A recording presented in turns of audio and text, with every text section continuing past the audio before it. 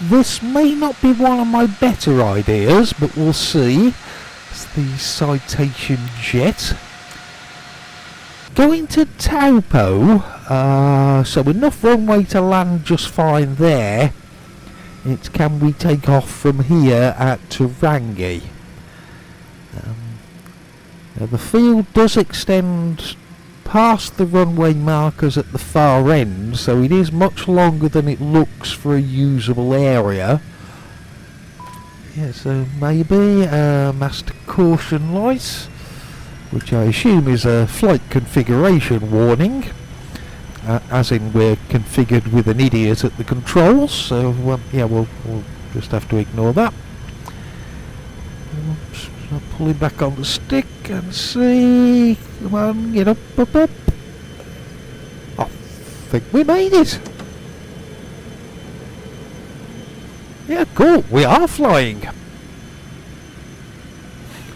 Yeah, lovely. So we're going to follow Highway 1 up the coastline, and in something as fast as this we'll get to Taupo fairly quickly, so just need to try and keep an eye on the speed and altitude, as I don't want too much of either of those things, as we are ignoring all the automation and simply hand flying this leg.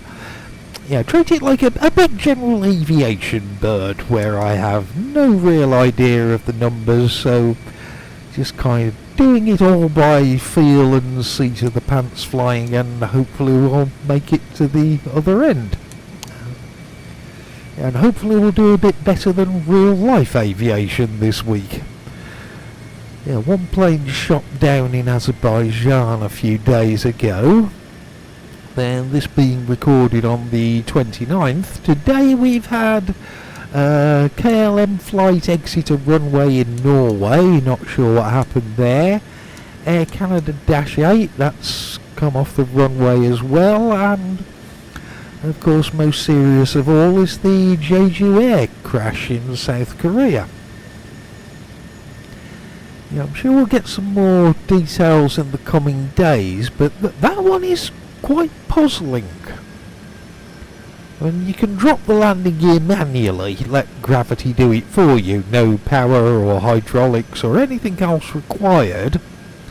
And the nose gear, which is all you can really see in the crash footage, the landing gear doors that don't appear to be open or anything, so did they even try to lower the landing gear?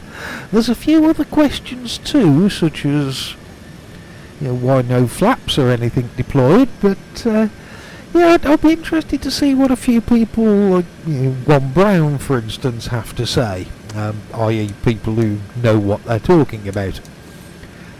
Although I must admit I do find it amusing reading the comments of people who clearly haven't got a clue what they're talking about. Yeah, some of those things, it's not even 2 + 2 = 5, it's 2 + 2 = purple, for the level of... How can you be saying something so confidently when it's just so completely wrong? Yeah, I suppose welcome to modern times and the internet, where everybody is an expert in everything. Yeah, but back to Korea. The one other thing which somebody pointed out in one of the initial news reports that I saw, the aircraft seems to have struck the antennae at the end of the runway, which were mounted on a massive concrete structure.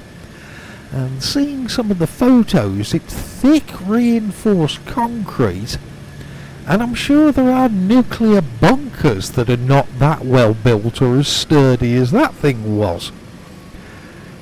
Yeah, it looks like without that being in the direct path of the aircraft, then the plane may well have exited the airport through a brick wall, and clearly that's not a good thing to have happen to a passenger airliner, and I'm sure the damage would be significantly less.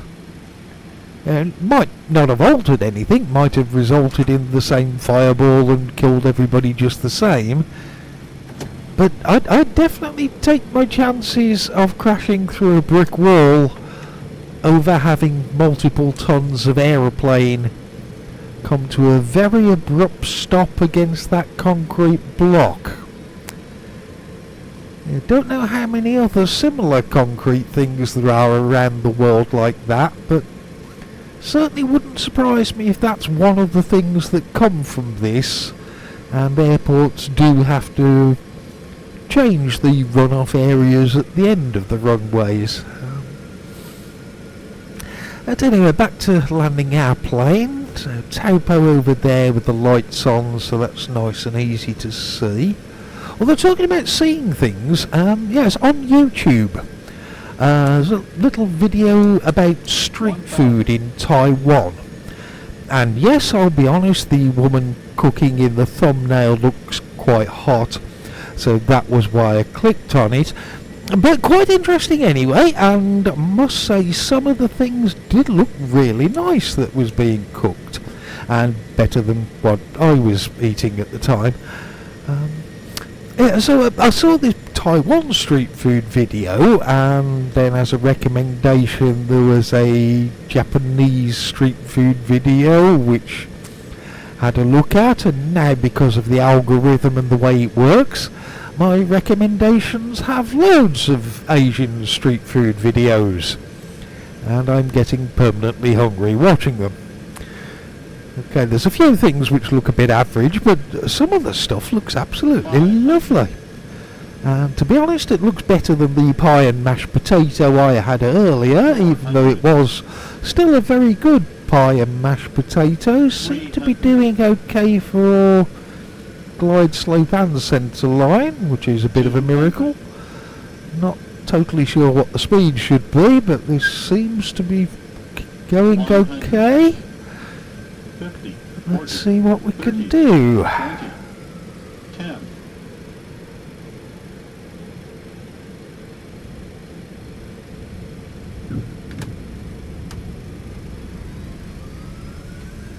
Okay, took a while to settle down onto the runway, but we are down.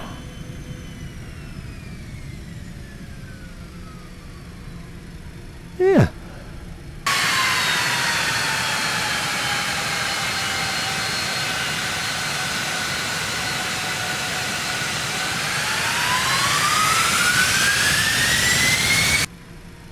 For somebody who hasn't got a clue what they're doing with this plane, yeah, I'm okay with that. The main landing gear seemed to land quite gently. The nose came down somewhat abruptly, but you know, I'm not going to worry too much about that. All the parts are still attached. It is quite a nice plane, I must admit. Bit too much glass cockpit going on in here, but yeah, it's still nice anyway. Even so, we'll park up.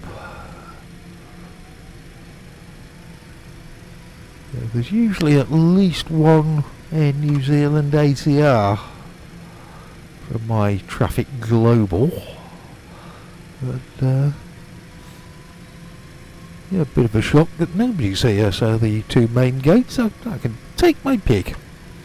Park at either one, or possibly both. Come in sideways, or I could just park anywhere.